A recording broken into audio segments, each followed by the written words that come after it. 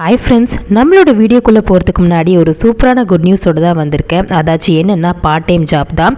இந்த ஜாபை பொறுத்த வரைக்கும் பார்த்திங்கன்னா நோ ஏஜ் லிமிட் எந்த ஏஜாக இருந்தாலும் இந்த ஜாபில் நீங்கள் ஜாயின் பண்ணி பார்ட் டைமாக ஒர்க் பண்ணலாம். படிச்சுட்டு இருந்தாலும் சரி, இல்லை பார்த்திங்கன்னா வேறு எதனா ஜாபில் இருந்தால் கூட இந்த ஹவுஸ் ஒய்ஃப் கூட இந்த ஜாபை நீங்கள் அழகாக ஏஜ் லிமிட் எதுவும் இல்லாத நீங்கள் அந்த ஜாபை கண்டினியூ பண்ணலாம்.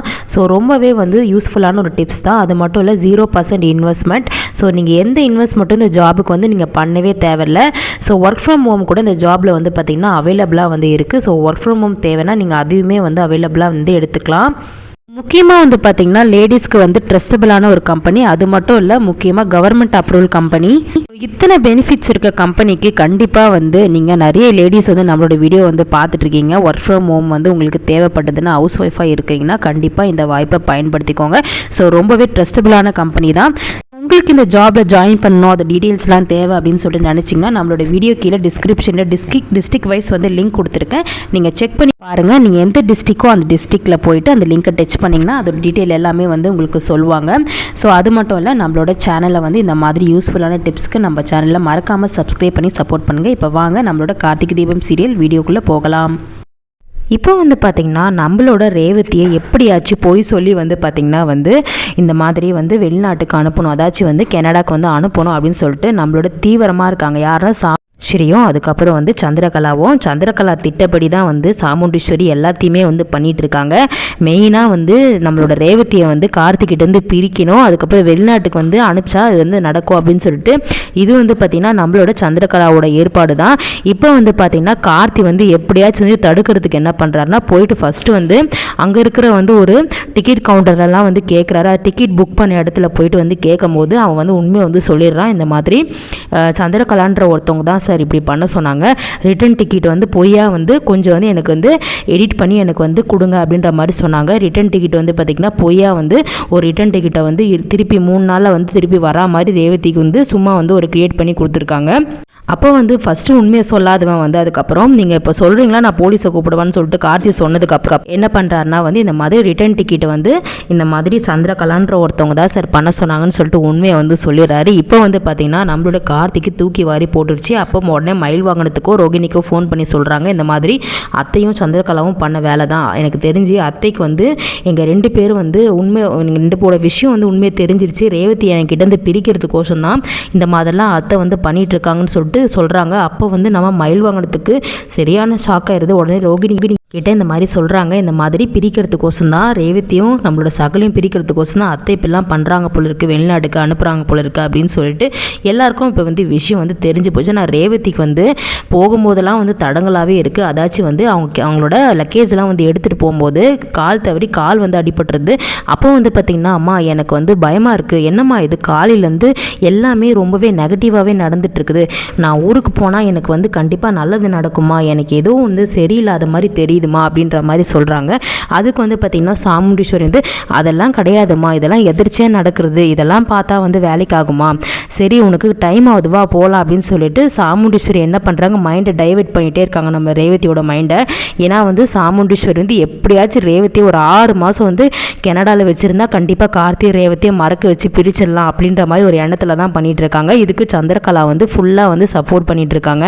ஏன்னா சந்திரகலா கொடுத்த ஐடியா அப்படி தான் இப்போ சாமுண்டீஸ்வரி எல்லாத்தையும் பண்ணிட்டு இருக்காங்க. இப்போ சந்திரகலா என்ன பண்றாங்க, ஃபோன் பண்ணி சொல்றாங்க யாருக்கிட்டனா சிவனாண்டி கிட்ட, இந்த மாதிரி அந்த கார்த்தி நேராக மதுரை ஏர்போர்ட்டுக்கு வந்துட்டு இருக்கான், அவனை வரவிடாம தடுத்துரு, அப்படி வந்தா ரேவதிக்கு உண்மை தெரிஞ்சு ரேவதி இந்த வெளிநாட்டுக்கு போகாம போயிடுவா, அதுக்கப்புறம் நம்ம கார்த்தி ரேவதியை நினைச்சாலும் பிரிக்க முடியாது அப்படின்ற மாதிரி சொல்லிட்டு இருக்காங்க.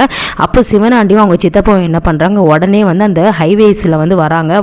இந்த மாதிரி கார்த்தி கரெக்டாக கார் எடுத்துட்டு போற நேரத்தில் இவனை எப்படியாச்சும் தடுத்து நிறுத்தலாம் அப்படின்னு சொல்லிட்டு அந்த ஹைவேஸில் கரெக்டாக வெயிட் பண்ணுறாங்க. அப்போ பார்த்தீங்கன்னா முத்து கேட்குறாரு சிவனாண்டி கிட்ட, மகனே அவன் காரில் பயங்கரமாக பறந்துடுவான், நம்ம எப்படி அவனை பிடிக்கிறது அப்படின்ற மாதிரி கேட்குறாங்க.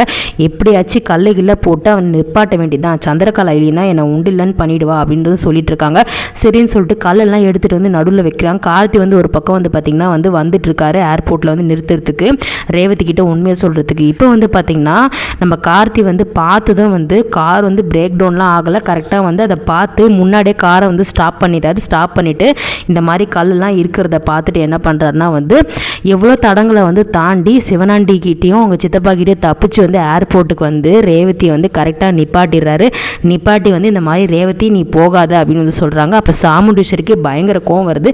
அதை யார் நீ சொல்கிறதுக்கு? ஆமாம், நீ எதுக்கு இங்கே வந்த? என் பொண்ணுக்கு நான் என்ன சொல்லியிருக்கேன், என் பொண்ணு வழிக்கு வராதுன்னு சொல்லியிருக்கேன், ஆனால் நீ எதுக்காக வந்த அப்படின்னு சொல்லிட்டு கேட்கும்போது ரேவதி என்ன மாமா இவ்வளோ அவசரமாக ஓடி வரீங்க, என்ன விஷயம்? நான் தான் 3 நாள் திரும்பி வந்துட்டு போகிறேன்னு அப்படின்ற மாதிரி சொல்கிறாங்க. இல்லை ரேவதி, நீ திரும்பி வர முடியாது, ஏன்னா உங்கள் அம்மா வந்து ரிட்டன் டிக்கெட்டே எடுக்கல அப்படின்ற மாதிரி சொல்கிறாங்க. அப்போ கார்த்தி சொல்கிறது ஒன்றுமே வந்து புரியல ரேவதிக்கு. என்னவாம்மா சொல்கிறீங்க, என்கிட்ட ரிட்டன் டிக்கெட் இருக்கே அப்படின்னு சொல்லும்போது எல்லாமே உன் சித்தியோட ஏற்பாடு தான், உன் சித்தி ஏற்பாடு படி தான் இங்கே வந்து எல்லாமே நடந்துட்டு இருக்குது அப்படின்னு சொல்கிறாங்க. உங்கள் அம்மாக்கும் சித்திக்கும் விஷயம் தெரிஞ்சு போச்சு அப்படின்னு வந்து சொல்கிறாங்க. இப்போது தெரிஞ்சதுனால தான் வந்து உங்கள் அம்மாவும் சித்தியை உன்னை கனடாவுக்கு வந்து அனுப்புகிறாங்க. அது மட்டும் இல்லை, நீ எத்தனை நாள் கழிச்சு மாதக்கணக்காக வருஷக்கணக்கான்னு சொல்ல முடியாது, அந்த மாதிரி உனக்கு ரிட்டன் டிக்கெட் எடுக்காத அளவுக்கு நம்மளை பிரிக்கிறதுக்காக தான் இப்போ கனடாவுக்கு அனுப்புகிறாங்க அப்படின்னு வந்து சொல்கிறாங்க. அப்போ வந்து பார்த்திங்கன்னா இந்த யோசனை யார் சொன்னது, சித்தி தானே அப்படின்னு சொல்லும்போது அப்போ சந்திரகலா சொல்கிறாங்க எல்லாத்தையும் நான் தான் சொன்னேன், இப்போ என்ன அம்மாவுக்கு வந்து சுத்தமாக இவன் கூட நீ இருக்கிறதும் பழகிறதும் பிடிக்கல. ஆமாம் ரேவதி, நீ எதுக்காக உங்கள் அம்மாவை இப்படி ஏமாற்றிட்டு இருக்க? ஆமாம், உங்கள் அம்மாவுக்கு விஷயம் எல்லாமே தெரிஞ்சு போச்சு, அதுக்கு இப்போ என்ன பண்ண சொல்கிற? எப்படி நீ உங்கள் அம்மாவை ஏமாற்றுவ? இப்படிலாம் வந்து போய் சொல்லிட்டு இருக்கிறதுனால தான் உங்கள் அம்மா வந்து உன்னை பிரிக்கணும்னு சொல்லிட்டு நினைக்கிறாங்க அப்படின்னு சொல்லிட்டு சொல்லும்போது நம்மளோட சாமுண்டீஸ்வரி முன்னாடியே வந்து பார்த்திங்கன்னா சந்திரகலா வந்து ரேவதி பலார்னு வந்து அரைஞ்சிடுறாங்க. அரைஞ்சதுக்கப்புறம் ரேவதி அப்படின்னு சொல்லிட்டு சந்திரகலா வந்து கத்துறாங்க. அப்போ வந்து பார்த்திங்கன்னா கார்த்தி வந்து பின்ன என்ன அத்தை, யாருக்கு தான் கோவம் வராது? எப்படி நீங்கள் என்னையும் ரேவதியும் பிரிக்கிறதுக்கோசம் இப்படிலாம் வந்து பண்ணிகிட்ருப்பீங்க? ஏற்கனவே வந்து பொய்யா மருதுன்னு ஒருத்தனை மாப்பிள்ளையை கூட்டிகிட்டு வந்து இப்படி பண்ணீங்க, இப்போ 2வது வந்து ரேவதி கனடா வரைக்கும் அனுப்புறதுக்கு வந்து முடிவு பண்ணியிருக்கீங்க அப்படின்ற மாதிரி சொல்லிட்டு இருக்கீங்க. அப்பயே நான் நினச்சேன் ஏதோ தப்பாக இருக்குன்னு, இப்போ தான் எனக்கு தெரியுது அப்படின்ற மாதிரி எல்லா விஷயத்தையும் வந்து உடச்சிடுறாரு கார்த்தி வந்து. ரேவதி வந்து பயங்கரமாக கோவப்பட்டு என்ன பண்ணுறாங்கன்னா, அம்மா நீங்களாம் இப்படி இருப்பீங்கன்னு நினச்சி கூட பார்க்கலாமா அப்படின்ற மாதிரி சொல்கிறாங்க. அதுக்கப்புறம் அங்கேருந்து வந்து பார்த்திங்கன்னா ரேவதி வந்து இனிமேல் எனக்கு போக விருப்பம் இல்லை, எனக்கு ரிட்டன் டிக்கெட்னு ஒன்று பொய்யா ரெடி பண்ணி நீங்கள் வந்து அனுப்புகிற அளவுக்கு நீங்கள் போயிட்டீங்களா அப்படின்ற மாதிரி சொல்கிறாங்க. என்னையும் மாமாவும் பிரிக்கிறதுக்கு நீங்கள் என்ன வேணால் பண்ணுவீங்க, இனிமேல் நான் நீங்கள் சொல்கிறது எதையுமே நான் கேட்குற மாதிரி இல்லை அப்படின்ற மாதிரி சொல்லிட்டாங்க. இப்போது சந்திரகலாவோட பிளான் வந்து ஊற்றி மூடிடுச்சு. அதாவது வந்து நம்மளோட சந்திரகலா வந்து இந்த ரேவதியை வந்து எப்படியாச்சும் அமுச்சு கார்த்தியும் ரேவதியை பிரிக்கலான்னு பார்த்தாங்க. அதுவும் நடக்காமல் போயிடுச்சு. அது மட்டும் இல்லை, கும்பாபிஷேகம் பிரச்சனையும் வந்து கொஞ்சம் ஒரு முடிவு பண்ணலாம் அப்படின்னு நடிச்சிட்டு இருந்தாங்க. இப்போ வந்து பார்த்திங்கன்னா அதை வந்து காட்ட போகிறாங்க.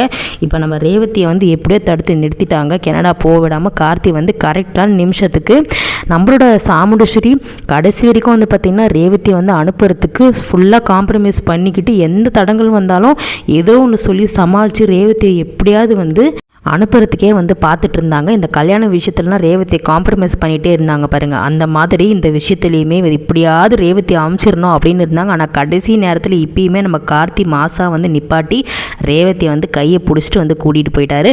ஸோ இப்போ வந்து பல்ப் வாங்கினது வந்து பார்த்திங்கன்னா நம்மளோட சந்திரகலா தான். சந்திரகலா என்ன தான் நினச்சி உருட்டு பிறண்டாலும் நம்மளோட கார்த்தியோட பிளானையும் வந்து உடைக்க முடியல. அதுக்கு மட்டும் இல்லை, ரேவதியும் கார்த்தியும் பிரிக்கவே முடியல. ஸோ நெக்ஸ்ட்டு சந்திரகலா என்ன தான் பிளான் பண்ணி 2 பேரையும் பிரிக்க போகிறாங்களா, இல்லை கும்பாபிஷேகம் கதையை வந்து காட்ட போகிறாங்களா அப்படின்றது தெரியல. ஸோ இதோட வந்து எபிசோடு வந்து முடிச்சிருக்காங்க. நம்மளோட ரிவ்யூ பிடிச்சிருந்தா லைக் அண்ட் சப்ஸ்கிரைப் பண்ணி சப்போர்ட் பண்ணுங்கள். தேங்க்யூ.